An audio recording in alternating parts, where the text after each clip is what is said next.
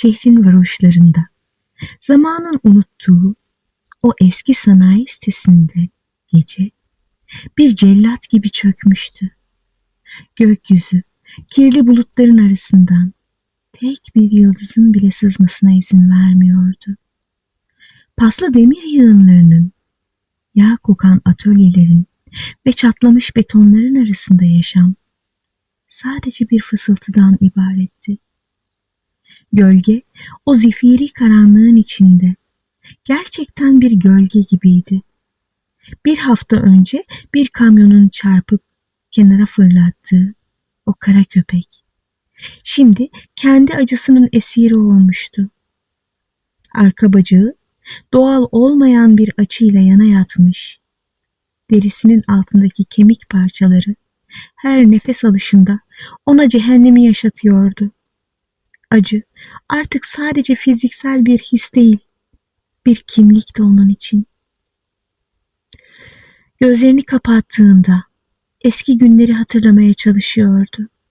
Kasaptan atılan bir kemiğin tadı, parkta koştururken kulaklarını yalayan rüzgar. Ama şimdi rüzgar açık yarasını donduran bir düşmandı. Susuzluktan kurumuş dili damağına yapışmıştı. Etrafındaki çöp konteynerlarından yayılan çürümüş yemek kokuları midesini bulandırmaktan başka bir işe yaramıyordu. Ölüm, köşedeki karanlıkta sabırla bekleyen bir misafir gibiydi. Gölge başını ıslak betona koydu ve son bir kez içini çekti. Artık direnmek için bir sebebi kalmamıştı. Şehrin diğer ucunda hayatın hızı hiç kesilmezken Emre için dünya o gece her zamankinden daha yavaştı. Genç bir veteriner teknikeri olarak geçirdiği 12 saatlik nöbetin ardından zihni yorgunluktan bulanmıştı. Arabası bozulduğu için eve yürüyerek dönmek zorundaydı. Kulaklığında çalan hüzünlü bir piyano ezgisi sokağın kasvetine eşlik ediyordu. Tam sanayi sitesinin o ıssız sapağına geldiğinde içindeki bir dürtü ona durmasını söyledi. Müziği kapattı. Kulaklarını tırmalayan tek şey uzaktaki otoyolun uğultusuydu. Tam adım atacakken o sesi duydu. Bir ağlama değildi bu. Bir canlının ruhunun son kırıntılarını teslim etmeden önce çıkardığı boğuk ve hırıltılı bir elveda fısıltısıydı. Emre telefonunun fenerini açtı. Işık hüzmesi ıslak asfaltın üzerinde dans ederek ilerledi ve o çöp konteynerinin arkasındaki karanlık köşeye çarptı. Önce 2 küçük ışık yansıması gördü. Gölgenin sönmeye yüz tutmuş gözleri. Ardından bir deri, bir kemik kalmış.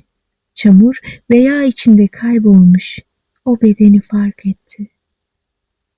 Emre profesyonel soğukkanlılığını korumaya çalışsa da ellerinin titremesine engel olamadı. Yanına yaklaştığında gölge son bir savunma içgüdüsüyle dişlerini göstermeye çalıştı ama buna bile dermanı yoktu.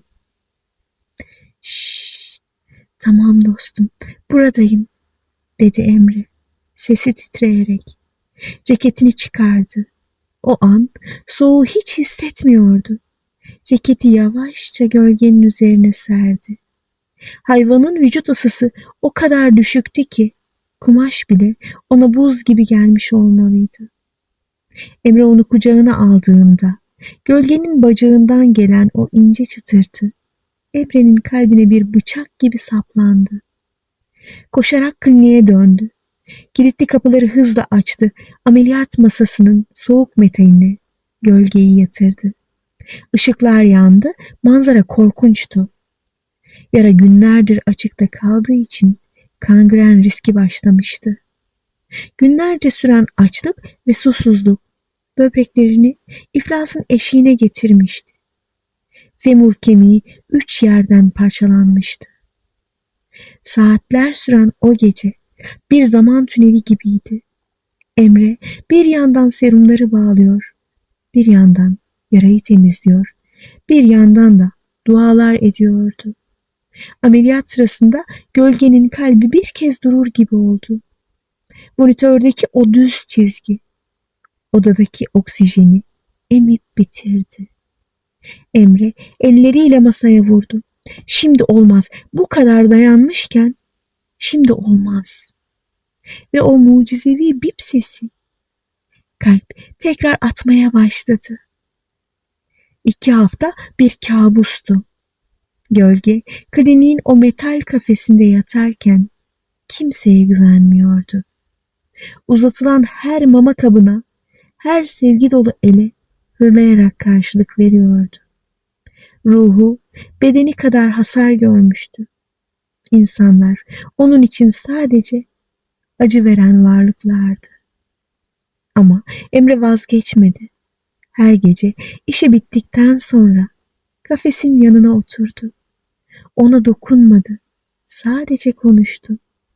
Ona dışarıdaki dünyayı, güneşin nasıl ısıttığını, yumuşak çimlerin pati altındaki hissini anlattı. 4. gecenin sonunda gölge ilk kez hırlamadı. 5. gece Emre'nin elini kokladı. 6. gece ise o zayıf başını Emre'nin avucuna yasladı.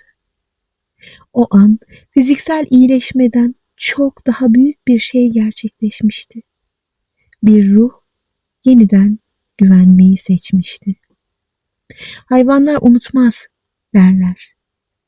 Ama onlar kötülüğü unutmayı seçip sadece sevgiyi saklayacak kadar asildirler. Aylar geçti. Fizyoterapi seansları, zorlu egzersizler ve sınırsız sevgi meyvesini verdi. Gölge artık olmuştu. Çünkü o Emre'nin hayatına en karanlık anda girmiş ve ikisinin de dünyasını aydınlatmıştı. Bugün güneş Emre'nin evinin bahçesinde koşturuyor. Arka bacağı biraz aksıyor. Evet, bazen çok koştuğunda sızlıyor. Ama artık o aksaklık bir engel değil, bir onur madalyası.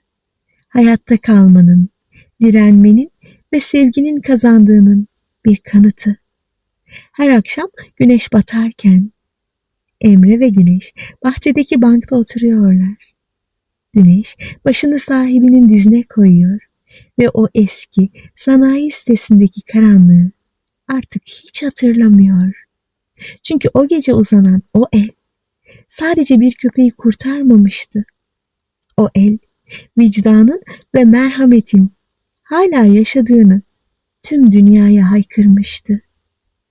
Sokaktaki her can anlatılmamış bir destandır ve bazen bir destanın kahramanı olmak için sadece durup bakmak ve elini uzatmak yeterlidir. Her hikaye bir kapı aralar ve her kapı gerçek bir hayata çıkar. Eğer bu hikaye kalbinize dokunduysa yorumlara bir kalp bırakmayı ve kanala abone olmayı unutmayın. Ve yine unutmayın ki sevgi her şeyi güzelleştirir ve bütün kalplere iyi gelir.